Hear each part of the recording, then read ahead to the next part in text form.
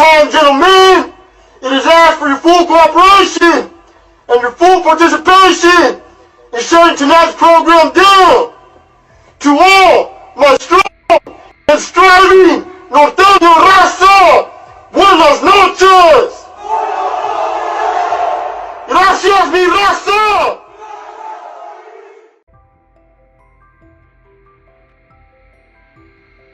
And pretrial release is not being recommended, is right? Your Honor, he's currently being held on $3 million in a attempted murder case and also other bail in a drive-by shooting case. Given the circumstances in this case and the extreme danger to the community, we're asking for $10 million bail. All right, thank you. Ms. Van Emmer?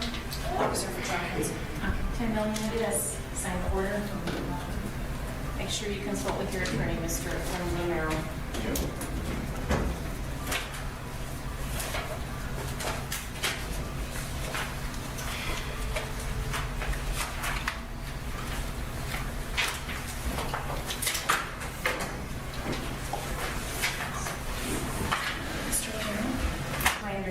Pretrial release is not recommended, and the state is asking for bail in the amount of $1 million. Is that correct? That's correct, Your Honor. And Ms. Van Emmer? Defense will reserve for trial counsel. Reserve on the side here. Also, there's a provision that if you do bail out, you're not to have any contact directly or indirectly with Erick Romero. Now, I don't think that was in his order. It was, well, his individual had contact with Mr. Sosa. Okay, I just want to make sure that's okay. He'll get copies here in just a minute. Thank you, sir.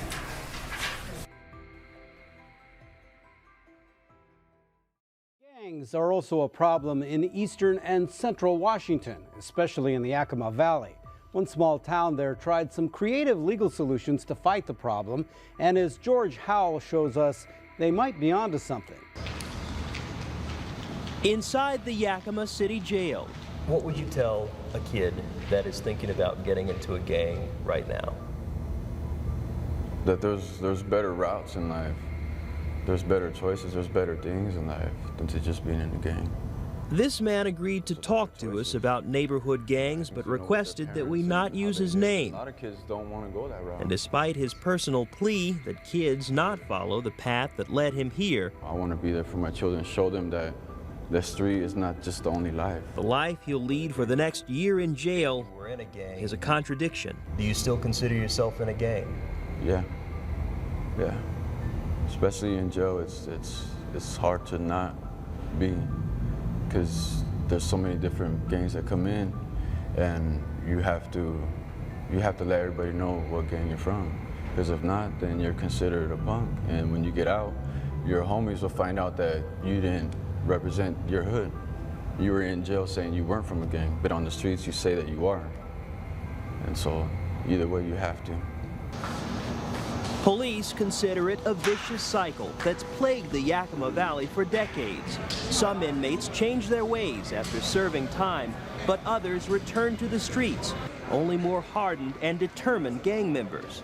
The individuals who had been convicted of homicides and felony assaults back in the 90s were getting out of the institution.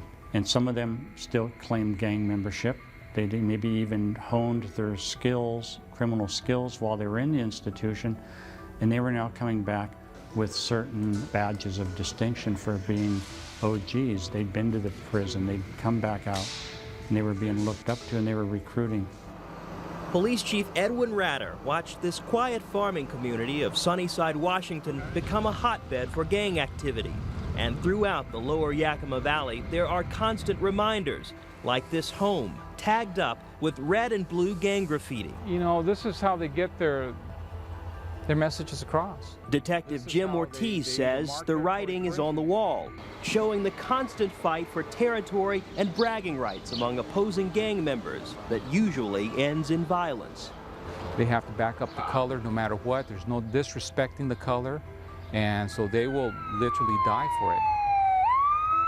In 2005, Sunnyside saw a spike in violent crimes. 5 people were killed, each of the murders the result of gang violence. The following year, Sunnyside City Council took an unprecedented stand. The city passed a controversial new ordinance outlawing criminal street gangs within the city limits. Immediately preceding the passing of this ordinance, we were averaging 3 drive-by shootings a week. So on 3 nights a week out of 7, somewhere in this community, somebody's house was being shot at. What happened after the ordinance? I want to say we went somewhere between right around 5 to 6 weeks without a single drive-by shooting, not one. Modeled after anti-gang laws in California, the ordinance made it illegal for known gang members to meet up in public places. It also gave police authority to hold gang members' parents responsible for their children's actions. And the new city law gave officers a tool to classify street gangs as criminal organizations. Everybody in the state was talking about it, you know. Do we want to adopt the Sunnyside version of the ordinance? Do we want to change it? Do we agree with it? Do we need it? I think if you can get people talking, you're ahead of the curve already on that one. The neighboring city of Yakima was also looking for solutions. In 2005, a home invasion murder marked one of the most gruesome homicides in the city's history. Brutally murdered Sunday night, along with his 3-year-old daughter. 2 gang members broke into a young father's home, killed him and his 3-year-old daughter execution style. The scene told KNDO they believed gang and drug activity on their street. Yakima City Council elected to follow Sunnyside's lead. Well, we actually did adopt the Sunnyside ordinance that was passed. Of course, the concerns came about, was it even legal in Washington state? Was it constitutional under Washington state law? And it was pretty much determined that probably not. The Attorney General's office wasn't comfortable saying that it was. Civil liberties groups argued that police could not infringe on a person's right to meet up with others in public. Some even feared the anti-gang laws opened the door to racial profiling. We stop everyone that's walking, man. We do it for a reason. Much of Sunnyside's ordinance was determined unconstitutional, but it sent a loud message. Where you see Sunnyside, clear the contact. You know, you have to give Sunnyside a lot of credit for having the intestinal fortitude to step forward and say, we have a problem and this is the way we're going to take care of it. And then to have the city of Union Gap and the city of Yakima follow right behind, you know, that takes some nerve. It caught the attention of state lawmakers. The Senate passed a first-of-its-kind anti-gang bill that established a database for police agencies to keep track of known gang members. The bill also modeled Sunnyside's ordinance by giving police the authority to classify certain suspects as gang members before they're sent to court. It used to be you couldn't mention that an individual had a previous DUI. You know, during the testimony, same thing with gang activity. You could not mention that this individual was involved or as a member of a criminal gang because it was prejudicial. It's because of all of the work done here in the Yakima Valley that police agencies across our state now have a legal definition of what gang membership means. And when they send suspects to court labeled gang members, that definition can make a big difference with a judge or jury. The fines can be increased if you prove that it was gang related, say the tagging that they were charged with or the crime they're charged with was gang related to the court. They can enhance penalties for that. The city of Yakima has seen a slight decrease in violent gang-related crimes over the last year, as has Sunnyside. Both cities have gang task forces actively patrolling the streets to keep ahead of problems. But what do the ramped-up efforts mean to a gang member who's waiting to get out? When you hear about the cops out there arresting more people, cracking down more, does that faze you at all? No, it doesn't bother me. Right now I'm just concentrating on what I have to do to be a better person when I leave this place. 3 siblings have been arrested in connection with a gang-related homicide that happened Friday near West Lincoln and Custer Avenues in Yakima. KVU's Emily Goodell has the story.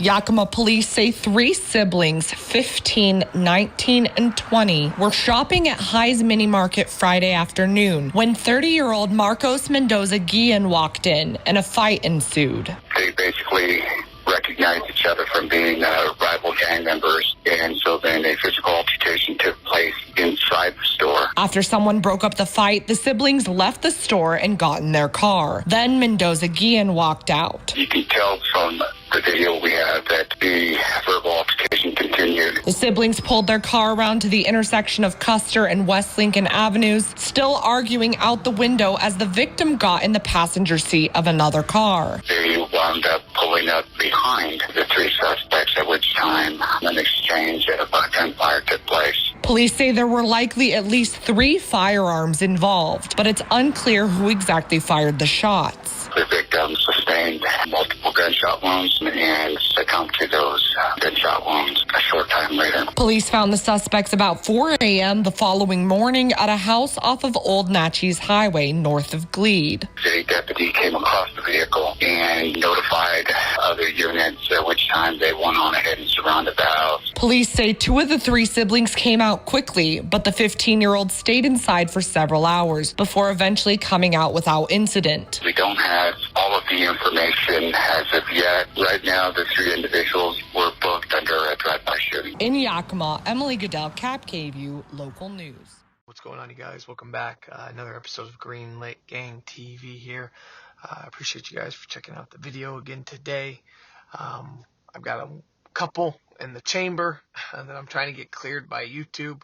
So just so you guys know, a lot of my videos, because of my content and stuff I cover, when I get ready to upload, usually ad suitability or something pops up where I have to send it over for review, which can take, I've seen it as short as, 8 hours, and I've seen it take as long as, 30 hours. So just so you guys know, I feel like I'm getting a lot better at uploading sooner and faster. I've gotten some positive comments saying that I'm, bringing content pretty consistently, but man, there's one in particular that I'm like, as I'm sitting here doing this voice recording, I'm waiting for it to get cleared so I can upload it. But anyway, just want to just shout you guys out again. We're slowly growing. Just means a lot. So today we're going to be going to Yakima, Washington, which, if you guys know anything about Yakima, Washington, is a huge presence of gangs, in particular Norteños and Sureños. We're going to be covering a Norteno Gang member, I would say now a gang leader at this point. His name is Erick Romero. And there's a couple videos on YouTube about him. Really gained a lot of notoriety, infamy for not only his crimes, but you saw him in the courtroom. He's laid back. He's laughing with family and friends. And again, no weird shit, but he's he's a good-looking guy. You can tell. Girls like him. He's got that charisma. You can just tell even in the pictures, the videos, the things I see, the comments online I went and found like an Instagram dedicated to it says Free Minyon. And you can tell he's well liked. People like him. People want to see him out, whether or not you agree with him being out. It is what it is. I don't really think there's much debate on if he committed the crimes or not. It's pretty obvious that he did. But again, it's just a funny thing, man, nowadays with social media. It's all about perception, right? You hear that a lot. It's all about perception. And if you're someone who's well liked and people feel like that guy's got charisma and can talk, and in Minyon's case, he's got this big smile, people like you, man. People, they want to see, and in this case, see you get out of jail. So anyway, Yakima, Washington, Erick Romero. So this kind of starts, from what I read and things I saw online, he'd been a Norteno gang member for a long, long time. But it really, his life of crime, he'd obviously been doing, he'd been active. How do we say this, right? He'd been an active gang member for a long time. He'd been putting in work for a long time. Had a lot of respect, a lot of people that admired him, looked up to him. But really where I'm going to pick up with this is in 2015, where he gets involved in a drive-by shooting, which ultimately leads to a standoff with police. And he actually shot a Department of Corrections officer. So Erick Romero was charged with 2 counts of first-degree assault and 1 count each of drive-by shooting and first-degree unlawful possession of a firearm, September 11th of 2015. So, a Yakima man is accused of shooting at a state corrections officer. He's been charged with the drive-by shooting that led to a standoff with law enforcement September 3rd. So, he got charged September 11th, but the shooting and the standoff and all that happened on the 3rd.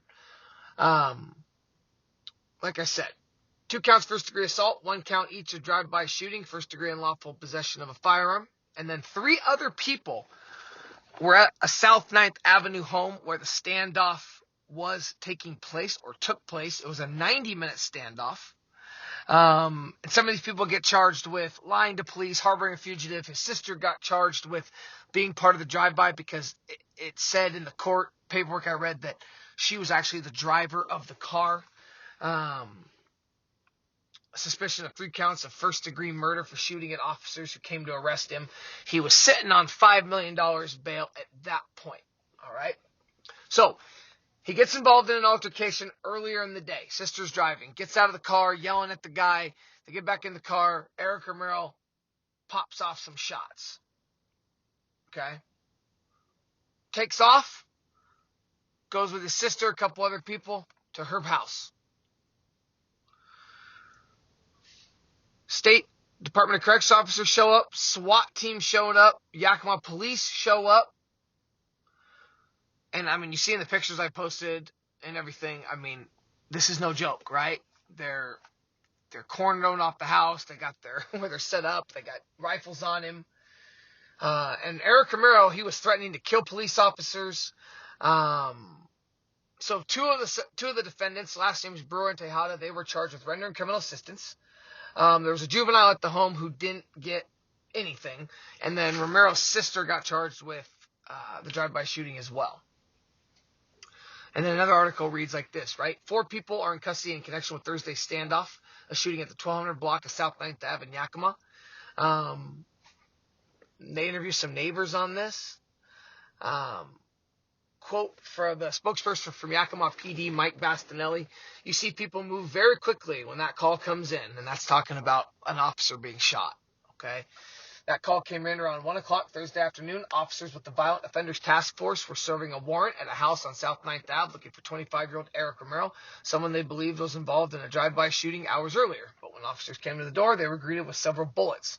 One injured Yakima Department of Corrections officer Lisa Tavares. 46-year-old Tavares has been with the DOC since 2001. So, a veteran.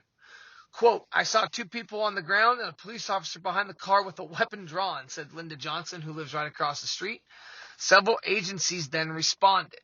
So they go to serve a warrant, right? Because if you're a known gang member, a known felon, if you're on paperwork, right, which probation, parole, they've got all your family's addresses. They've got your addresses. They've got your known hangout spots. And he's got very distinctive tattoos. He's got a distinctive look. So I'm sure it didn't take much. Whenever this drive-by shooting gets called in, they narrowed it down pretty quick. Deputies say Romero was on the phone with 911, saying he was going to come out shooting. After 90 minutes, Romero surrendered peacefully and was arrested, but some officers thought they saw and heard another person inside the house, which continued the standoff. Authorities searched the house around 8 p.m., so this lasted all day long, morning to night, and found it to be empty. Police say they found a small fire in the attic when they entered the house that was possibly ignited from tear gas canisters. They shot at the house with tear gas. They took this as serious as anything. Fire was put out. Officers shut down a section of Nob Hill Boulevard and several blocks surrounding the house until the scene was clear. Quote from a neighbor, "They did a really good job. Our police department took control and took over, and it was done really well."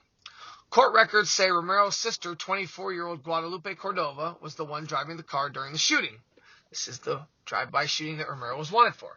The affidavit said Romero had fired shots at another vehicle on 7th Street and LaSalle Street after having a verbal altercation with the victims earlier in the day. His sister is being charged with drive-by shooting. Brewer and Tejada, those are the 2 people that were also with Romero and his sister at the house, are being charged with rendering criminal assistance. And like I said, a minor was at the house, but they didn't charge anything. Another neighbor said, "I just think a little more love and less violence. That'd be the thing." From Ken. I think Ken, quote, wanted to stay anonymous. And I think Ken That's cool to say, but it's pretty generic. A little more love and a little less violence. Good quote for the paper, Ken. The DOC officer was treated and released from the hospital. It's over, and the officer that was wounded is okay, and that's all we care about. End quote from a spokesperson. No shots were fired from law enforcement during the standoff. Romero is currently being held in the Yakima County Jail. He's charged with drive-by shooting, assault, and lawful possession, like I said. Now, the story does not end. Erick Romero is in jail for about a year. Now, what I read about Yakima County Jail, all right? Now, you have to remember, Yakima County, very known for gangs, very known for drugs. They have a cartel presence even, a large Hispanic population. It's in Eastern Washington, but it's Central Washington. So everything I've learned about with Yakima, right, it is a major drug hub. Washington State, Pacific Northwest, Eastern Washington, you go south down to Oregon, California, but then you go, let's say, towards Idaho, Montana. These are a lot of untapped areas, and a lot of these states have a hard time getting narcotics to them. So places like Yakima, not just people think of Washington, think of Seattle and all this. No. So a place like Yakima is moving a lot of weight out of there, to and from. And like I was going to say, Yakima County Jail. When you are a violent offender, there's floors in the Yakima County Jail. The 4th floor is reserved for violent offenders and known gang members. And it's basically like a lockdown. You're in a cell, maybe with a cellmate. They're going to classify you. When you come in, they're going to ask you, gang member, yes or no. And in this case we're going to talk about, that's going to be brought up with the victim in this case. Erick Romero is obviously a Norteno gang member. Very well known, not disputable, not anything, reps it, flashes it, all about it. He's active, he's putting in work. And he's in there for coming up on a year. Well, a guy by the name of Timothy Denton comes in on the morning of May 11th, 2016. He actually comes in May 10th. He'd been there for less than 12 hours. All right, now he's in. I just want to say this. I kind of had to do a little bit of digging. It mentioned, but I had to just read a couple articles. He was in there on domestic violence charges for assaulting his girlfriend, and it said very badly. And it said that Timothy Denton had been in there, had many criminal cases with his ex-girlfriend and mother of his kid named as the attacker. Okay. Now, what ends up happening to him, nobody deserves. He doesn't deserve to have that happen. But I'm just kind of setting this up. So you've got Erick Romero in there, drive-by shooting at a cop. He's a violent offender. He's a violent gang member. You got Timothy Denton coming in. Now, it said when Timothy Denton was coming in, he said that I'm not a gang member. I need to be there was some correspondence about I need to be out. I can't be with maybe the Norteno gang. He basically tries to distance himself a little bit. Well, regardless, he gets put on the 4th floor, and he's put in the same unit with Erick Romero, Erick Romero's handle, or his nickname is Minyon. Okay, so Erick Minyon Romero, and another guy by the name of Hilario Sosa. Okay, he's brought in May 10th. Well, May 11th, 2016, after a round check was done at approximately 8:30 a.m., 2 inmates, Erick Romero and Hilario Sosa, attack Timothy Denton in his cell. They brutally stabbed inmate Timothy Denton over 130 times. In particular, 133 times. Court records show just after DOC officer did a routine check, Romero and Sosa charged into the victim's cell. That victim, Denton, had arrived less than 12 hours earlier after being arrested for assaulting his ex-girlfriend very badly. They brutally attacked him. He was stabbed multiple times, so many times that he died before the stabbings ended. Surveillance video shows Sosa leaving Denton's cell, making a slashing motion across his neck to other inmates. About 10 minutes later, so think of that. 10 minutes later, Romero exits as well. Think about attacking somebody. Just think about a street fight, right? A minute or 2 minutes in a street fight is forever. Think about stabbing someone, right? Think about how long it would take, how many stab wounds you would get on somebody. It says Sosa comes out and makes a throat slash, and Romero doesn't leave for 10 minutes. Quote, when the final suspect leaves the victim's jail cell, his hands and arms appear to be covered in blood. That final suspect was Erick Romero. Sergeant Russell says. The affidavit says Romero then raised his arms up to show the other inmates. Quote, it was what I would call a bit of celebration, if you will, said Sergeant Russell of the Yakima Police Department. Documents say the victim's body was found with the shank still inside. And for those of you who don't know who shank is, it's the knife. So the knife was still inside of Timothy Denton's body. And gang number was written in blood on the cell wall. And for those of you wondering what was written, it was actually, I believe it was La Raza 14, which is the number associated with Norteños. And La Raza is that particular gang sect that Erick Romero and Hilario Sosa belonged to. Sergeant Russell, the YPD, says, quote, they're very demented people.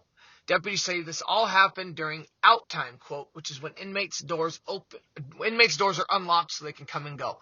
So when you're on the fourth floor in Yakima County and it's like a lockdown, you're going to get a certain amount of time where you can move freely amongst the cell, amongst the floor, right? And for the rest of the time, you're locked up in your cell. Quote, I understand they are taking some precautions as a result of this incident, end quote, said Sergeant Russell. It's like, well, duh. Department of Corrections wouldn't comment on the investigation, but told us the victim said he didn't need protective. So the victim didn't need protective custody and had no issues with anyone inside the jail while he was being booked. Okay, so see, I'm glad I cleared that up. So Timothy Denton did not ask for PC, and he said he didn't have any issues. Erick Romero was in custody after being accused of the shooting and causing a police standoff. His bail after this attack was brought up to $10 million. The other suspect, Hilario Sosa, he was in jail for robbery and unlawful possession of a firearm charges. Court records say he pointed a gun at someone and robbed him after he didn't have any drugs on him. His bail has been raised to $1 million. Investigators are still seeing if anybody in the jail knew something. Yakima County Sheriff's Office wouldn't say what the shank was made out of, but said they're not surprised any inmate could find a way to make one, which we all know is true, right? If you want to make a weapon in jail, particularly a knife, especially if you're someone who's been in and out of the system, if you're a gang member who knows how to, you can do it with your eyes closed. Now, some of the family of Timothy Denton, he had a lot of people that supported him. He had a lot of people that loved him. Okay? They came out and said the jail messed up. That the jail absolutely made a mistake by placing him where they placed him. 2 Yakima County's corrections officer, this is what they were trying to say, violated policies in the May stabbing death of an inmate.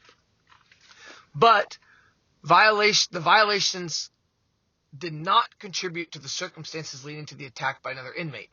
So he got attacked 8:30 a.m. He wasn't found until 10:30, so it took 2 hours for people to find it. The County Department of Corrections plans to meet with 2 officers before deciding if the violations merit discipline, Chief Scott Hines said Tuesday. Options range from no punishment to possibly getting fired. Man. The county released a report Tuesday following a public records request from the Yakima Herald-Republic. DOC Director Ed Campbell requested the internal investigation after inmate Timothy Denton was found fatally stabbed in a cell on the jail's 4th floor, where maximum security inmates are held. Erick Romero, 26, Hilario Sosa, 19. So you see, time's already passing. Now Romero's 26 years old. They attacked 27-year-old man in a cell shortly after a corrections officer completed a walkthrough. Both are charged with gang-related first-degree murder. And when you see gang-related, that's what we've talked about in other videos, gang enhancements. It's just so the state can give you more time, which absolutely is going to happen in this case. They're going to be tried separately in Yakima County Superior Court. Now, according to the internal investigation, a booking officer didn't complete a form intended to help jailers determine where an inmate should be placed, and a corrections officer failed to check on Denton during a cell check. However, the investigation found that neither violation directly contributed to Denton's death. Quote, they planned an assault that was secretive and took place discreetly in between security checks. I do not believe that staff could have done anything differently to prevent the assault, end quote, said Sergeant Nicholas Perez. The report says that a booking officer should have completed a computer assessment of part of Denton's classification process. So, paperwork, right? Paperwork. Yes, and this is where I kind of tend to agree with, not agreeing with the cops, because I don't want to go all that way, but I kind of do, right? These gang members are smart. They're not dumb. They had a target in mind. They knew what they wanted to do. I don't think a form being completed or not, unless it was one of those things where, like I thought in the beginning, maybe Denton had asked to not be placed with them or needed to be separated. But it says that he said he didn't need to be separated. So the minute you say I don't need PC and I have no problems, I mean, I don't feel like a piece of paper is really going to change much. Classification allows jail staff to place inmates in the proper holding area depending on the reason for their arrest, gang ties, and criminal history, among other factors. So obviously, you can't put a Norteno with a Norteno, or you're gonna have a homicide scene, right? However, Denton's placement on the jail's 4th floor would not have changed, according to the report. That was based on his current arrest, like I talked about in the beginning, because it's a violent arrest. He had a 2nd-degree assault charge against his ex-girlfriend. And he had priors, that's what I was talking about, as well as previous indications that he had ties to that he had ties to other violent charges against her, but he also had ties to the Norteno gang, as did other members on the 4th floor. Now, I did read something that said he was part of an FB gang in Yakima. If any of you are watching this, maybe from the area, please comment down below. I couldn't get much more into that. But Timothy Denton's family questioned it. It said while the Denton's relatives, they questioned whether he was properly placed, jail staff then bounced back and said, nope, he didn't have any concerns about where he was replaced, right? Or where he was placed to. It said on the security footage, on the morning he was killed, mind you, remember, he'd only been in there less than 12 hours. He had asked corrections officers to open his cell. Security video shows he spent time mingling with other inmates. He also appears to use a broom to sweep his cell, which the internal investigator described as a likely sign that he expected to stay there. Because when you're in jail, that's called your house, right? That's where you're going to be living. And a lot of inmates take pride in that living area. They're going to keep it clean. They're going to keep it nice. And I agree. That shows a sign that, hey, I'm going to be here for a while. The report also says that Denton apparently had no indication that he was attacked. An autopsy, now we're going to get into the autopsy. An autopsy found no sign of wounds, showing that he had a chance to defend himself, so no defensive wounds. So Romero and Sosa, they came in gunning. He was stabbed 133 times in the neck, chest, and abdomen with a homemade weapon. The other alleged policy violation involves the correction officer assigned to check the cells in Denton's pod on the morning he was killed. Under the policy, officers are expected to confirm that each inmate is breathing. The officer reported that he was checking the 2nd-story row of the cells in the pod where Denton was housed when he got distracted by someone on the lower tier, possibly, he wasn't sure, maybe Erick Romero. That distraction led to the officer not discovering Denton's body until the next hour, which was the next scheduled cell check. But Denton was already dead by then. Detectives have said that Denton's killing appears gang-related, but no clear motive has been established. Ed Campbell, the director of the Yakima Department of Corrections, the jail, said the investigation suggests that the killing stemmed from an internal gang dispute involving Denton. Campbell said all 14 inmates in the same unit as Denton had ties to the Norteno Street Gang, FB gang, which is a nun that they tried to tie Denton to. But hours after her brother's funeral, Denton's sister disputed that, saying she believed her brother had been affiliated with the Norteno gang. His sister, Ashley Scribner of Yakima, Washington, earlier had raised concern about his safety at the jail, including whether Denton had asked to be moved. But on Thursday, she declined to respond and detail the information provided. So, it's mixed answers, right? I'm even had a hard time reading this because I feel like that's a big discrepancy. He's cool with Norteños. He's maybe part of a subset of them. But then you got his sister after his funeral saying he might be a Norteno member. And that could have led to the murder. I mean, hey, if Erick Romero and Sosa, they're not sure, or they're like, hey, we don't know who this guy is, and they get told, you know what, he's part of the rival, or he's cool with the rivals, you're dead. It's on site. You're dead. No questions asked. And I actually believe that because they just attacked him, okay? They made a plan. I mean, it was less than 12 hours. So what I believe happened, I could be totally wrong, and please comment down below your thoughts. I want to hear your theories. I have Again, what I'm reading is what I'm giving my thought on. I don't think he was part of a Norteno gang and fell out of favor. I truly think Erick Romero and Hilario Sosa thought, there's a rival. He's cool with Nortenos. He's cool with our enemies. We're going to kill him. That's what I thought. I think, yeah, maybe jailers miss some paperwork. Hey guys, it's like that administration stuff, right? Think about your job. Do you do every job to the letter? I know I always don't. Now, when you've got lives on the line and you're housing violent offenders that could kill each other, you might want to finish your paperwork as opposed to maybe my job in sales or your job as an employee for a construction company or something. Maybe you didn't measure the concrete wall right. You know what I mean? Obviously this is more important. But my point is, I don't think the jail staff prevented a murder. And whether Timothy Denton's body got found at 9:30 or 10:30, he was dead, regardless, right? He was dead.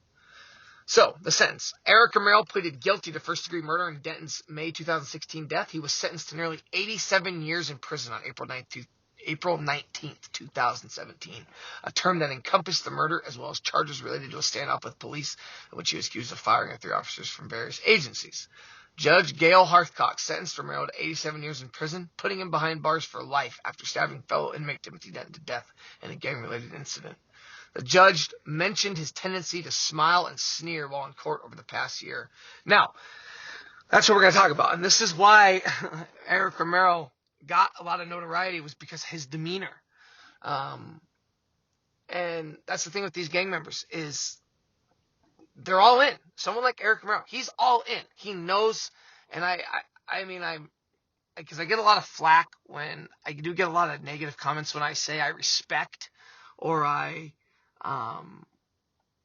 basically if I give any sort of credit to these guys, I get a lot of comments saying, why would you glorify it? I'm not glorifying it, but I do respect him in the sense of, and I'm not saying anything about Sosa, there wasn't as much information on Hilario Sosa. He was a lot younger.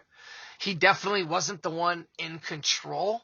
Erick Romero was calling the shots. Hilario Sosa was underneath him, and he was following Romero's orders. Romero had the respect. He had the reverence. He's the one that even in the news and all this stuff, he's the main character in all this, right? He's the main character. I do have a sense of respect for somebody. Erick Romero knew who he was. He was comfortable in his own skin. He knew what he was about. He knew he was going to kill Timothy Denton, right? He knew what was going to happen. The minute Denton got placed in that cell or in that cell block and Romero saw him, it was a wrap. Denton was dead and he didn't even know it yet, right? Denton was dead and he didn't even know it yet. And I read here, prosecutors recommended 1,041 months. It's like, okay, how many? You got to start doing math, right? That's roughly 87 years in prison. So it's like, we recommend 1,041 months. It's like, holy hell. The defendant didn't make a statement. He just basically said he answered the questions regarding the plea deal with short, basic answers.